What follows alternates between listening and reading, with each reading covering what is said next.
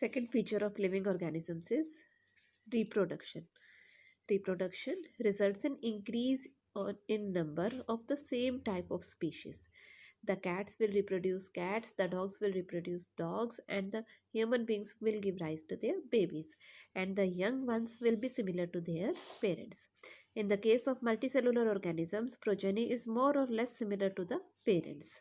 Whereas in the case of unicellular organisms, there is only increase in number. Growth and reproduction are considered to be same. Unicellular organisms are single-celled organisms. Here you can see the example of an amoeba. The amoeba that divides, that results in two amoeba. So the result is that there is growth as well as reproduction. One organism has divided into two. So here growth is also going on and reproduction is also going on.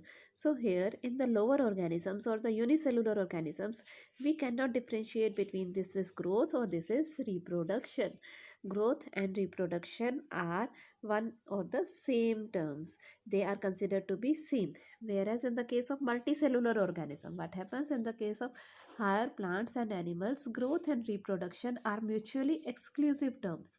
इसका मतलब है growth is different and reproduction is different.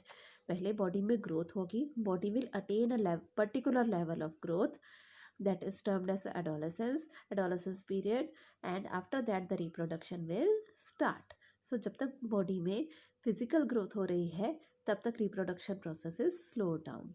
After that the reproduction process starts. यहाँ पे growth और reproduction के बीच में एक barrier है, and that is why the growth and reproduction can be studied separately. But here in the case of unicellular organisms, growth और reproduction same processes ही consider किए जाते हैं. जब binary fission हो रहा है, उसको आप growth में भी consider कर सकते हैं, उसी को आप reproduction भी consider कर सकते हैं. So types of reproduction. We have studied this in 10th class. Asexual reproduction, single parent is involved, no fertilization because no gametes are being formed. Whereas in the case of sexual reproduction, two parents are there, gametes will be formed and the gametes will fuse together.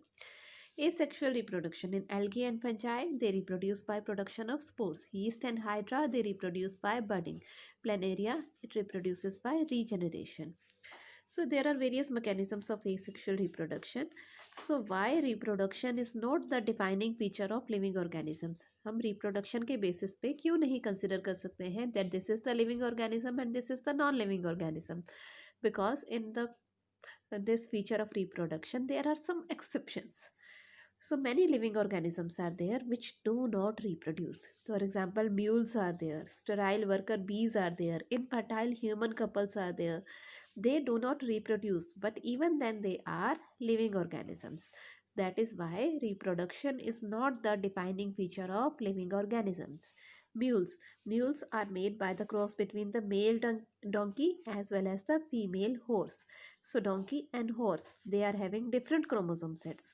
So when they both are mixed together, artificially mules are produced, but the mules, they do not reproduce further. But the mules are the living organisms. Sterile worker bees, they developed without fertilization. Now they do not reproduce, even then they are living organisms. Infertile human couples, many couples which do not reproduce, which have some problems in the reproductive system, and these infertile couples, they are also the living organisms. So there are many exceptions in which the living organisms are there, but all the living organisms do not reproduce. So reproduction is not the criteria to determine whether it is living or it is non-living. So many non-reproductive living organisms are also there on the earth.